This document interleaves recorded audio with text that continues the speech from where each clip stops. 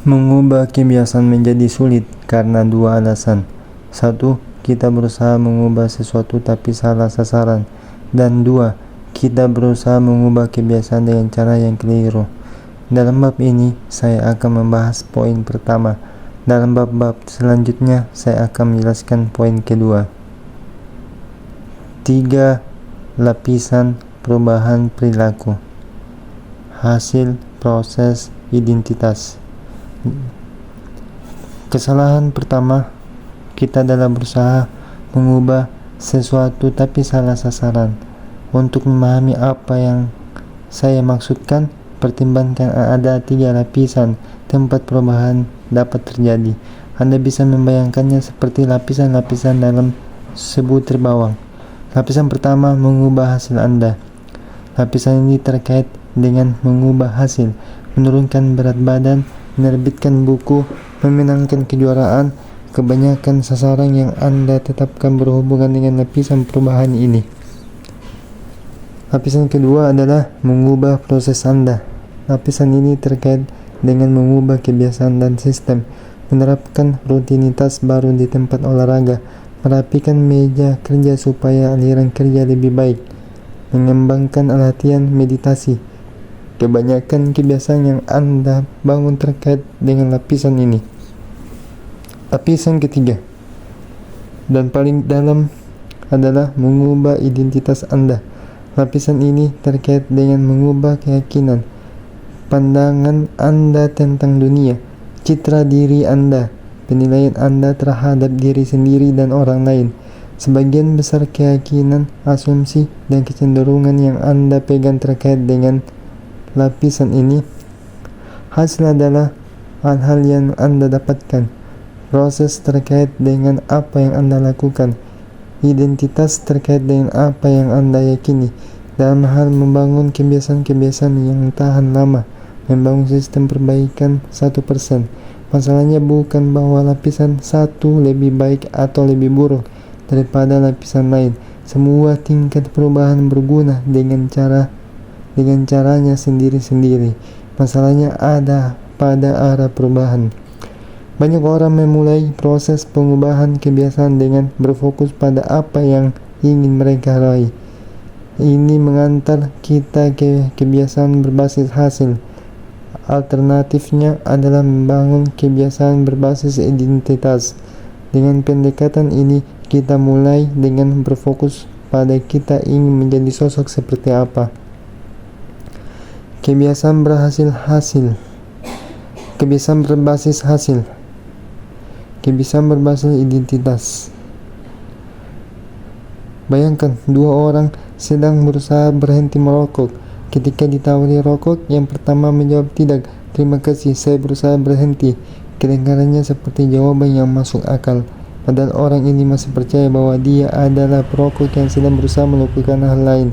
Dia berharap perilakunya berubah sembari membawa keyakinan yang sama. Orang kedua menolak dengan berkata, tidak, terima kasih, saya bukan perokok. Itu perbedaan kecil, tapi pernyataan ini mengisyaratkan perubahan identitas.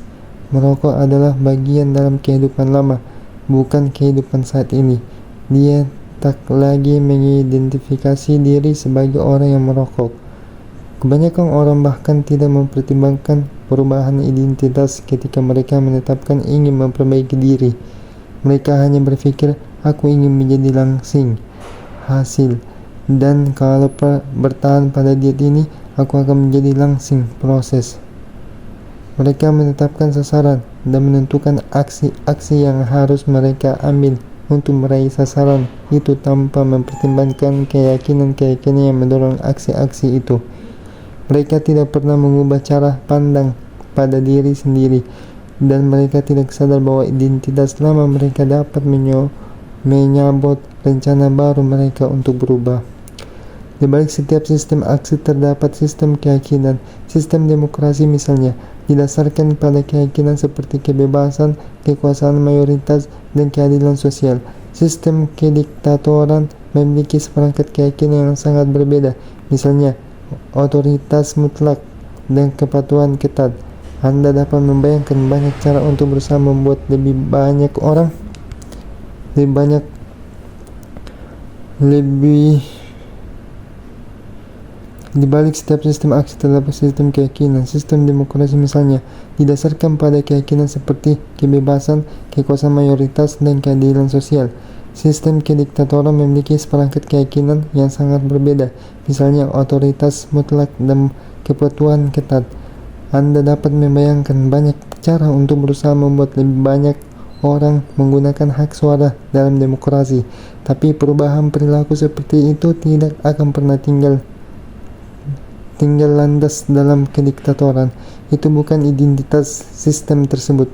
Pemilihan umum adalah hal yang mustahil di bawah seperangkat keyakinan tertentu. Pola serupa berlaku, entah kita bicara tentang individu, organisasi, atau masyarakat. Ada seperangkat keyakinan dan pengandaian yang membentuk sistem, identitas di balik kebiasaan. Perilaku yang tidak bersesuaian dengan diri tidak akan tahan lama. Anda mungkin ingin menjadi lebih kaya, tapi identitas Anda menunjukkan orang yang konsumtif, bukan produsen. Jadi Anda cenderung berbelanja daripada mendapatkan uang. Anda mungkin ingin menjadi lebih sehat, tapi Anda terus mendahulukan kenyamanan daripada kesuksesan.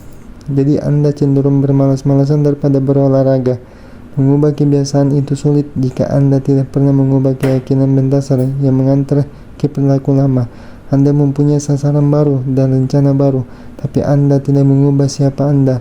Kisah Brian Clark, seorang pengusaha dari Boulder, Colorado, menyediakan contoh yang bagus. Selama yang dapat saya ingat, saya suka menggigit kuku, kata Clark kepada saya. Awalnya itu terjadi setiap kali saya gugup sewaktu kanak-kanak, lalu berkembang menjadi ritual yang sulit dihilangkan. Suatu hari saya bertekad berhenti menggigit kuku sampai kukunya tumbuh akan agak panjang. Hanya lewat kemauanlah saya berusaha melakukannya. Kemudian Clark melakukan sesuatu yang di luar dugaan. Untuk pertama kalinya saya minta istri saya menjadwalkan perawatan kuku untuk saya. Katanya, dalam perkiraan saya, kalau saya harus membayar untuk merawat kuku, saya tidak akan menggigit kuku lagi. Ternyata berhasil, tapi bukan karena alasan keuangan. Perawatan kuku membuat jemari saya menjadi lebih rapi untuk pertama kali. Perawat kuku bahkan berkata bahwa setelah tidak digigit, saya mempunyai kuku yang sangat sehat dan menarik. Tiba-tiba saya bangga atas kuku saya, dan meskipun tidak pernah mengharapkannya, ternyata hal itulah yang mengubah saya. Saya tidak pernah menggigit kuku lagi sama sekali, dan itu karena sekarang saya bangga merawat kuku dengan benar. Bentuk akhir motivasi yang muncul secara alami adalah ketika kebiasaan menjadi bagian dari identitas Anda. Di satu pihak kita mengatakan saya tipe orang yang menginginkan ini. Ini sangat berbeda dengan mengatakan saya tipe orang seperti ini. Makin bangga Anda terhadap aspek tertentu dalam identitas Anda, makin termotivasilah Anda untuk mempertahankan kebiasaan-kebiasaan yang terkait dengannya. Bila bangga dengan tampilan rambut Anda akan membanggakan berbagai kebiasaan untuk merawat dan menjaganya. Bila bangga dengan ukuran otot lengan Anda akan berusaha tidak melewatkan olahraga yang melatih bagian atas tubuh. Bila bangga dengan selendang yang Anda rajut, Anda akan lebih rajin meluangkan waktu untuk merajut setiap minggu. Ketika kebanggaan Anda ikut berperang, Anda akan berjuang mati-matian untuk mempertahankan kebiasaan Anda. Perubahan perilaku adalah perubahan identitas. Anda mungkin memulai suatu kebiasaan karena motivasi, tapi satu-satunya alasan Anda mempertahankannya adalah karena itu bagian dari identitas Anda. Perubahan perilaku adalah perubahan identitas. Anda mungkin memulai suatu kebiasaan karena motivasi, tapi satu-satunya alasan Anda mempertahankannya adalah karena itu bagian dari identitas Anda. Perubahan perilaku yang sejati adalah perubahan identitas. Anda mungkin memulai suatu kebiasaan karena motivasi, tapi satu-satunya penyebab yang membuat Anda bertahan adalah karena kebiasaan itu merupakan bagian dari identitas Anda. Seseorang dapat membujuk dirinya untuk berolahraga, untuk menyantap makanan sehat sekali atau 2 kali, tapi jika orang tidak mengubah keyakinan di balik perilaku tersebut sulit untuk mempertahankannya dalam jangka panjang. Perbaikan hanya sementara kecuali menjadi bagian dari siapa diri Anda. Sasaran Anda bukan membaca sebuah buku, sasaran Anda adalah menjadi pembaca. Sasaran Anda bukan berlari dalam suatu lomba maraton, sasaran Anda adalah menjadi pelari. Sasaran Anda bukan belajar menguasai sebuah instrumen, sasaran Anda adalah menjadi pemusik. Perilaku Anda biasanya mencerminkan identitas Anda. Hal yang Anda pekerjakan menunjukkan tipe pribadi yang Anda yakini adalah diri Anda, yang tadi sadari atau tidak. Penelitian menunjukkan bahwa begitu orang meyakini aspek tertentu dalam identitas mereka, mereka lebih mungkin bertindak selaras dengan keyakinan itu. Sebagai contoh, orang yang mengidentifikasi diri sebagai pengguna hak pilih lebih mungkin ikut memilih daripada yang semata mengaku akan memilih. Begitu pula orang yang memasukkan olahraga ke identitas mereka tidak harus membujuk diri untuk berlatih. Melakukan sesuatu yang benar itu mudah. Lagi pula ketika perilaku dan identitas Anda benar-benar selaras, Anda tak lagi harus berusaha mengubah perilaku. Anda sekedar bertindak seperti tipe orang yang Anda yakini sebagai diri Anda sendiri.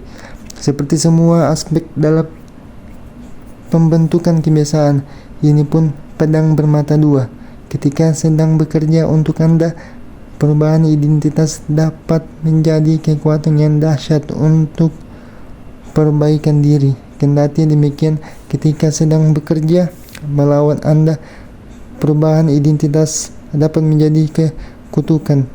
Begitu Anda mengambil suatu identitas, hal itu dapat dengan mudah membuat sikap Anda berdampak pada kemampuan Anda berubah. Banyak orang menjalani hidup seperti setengah tidur.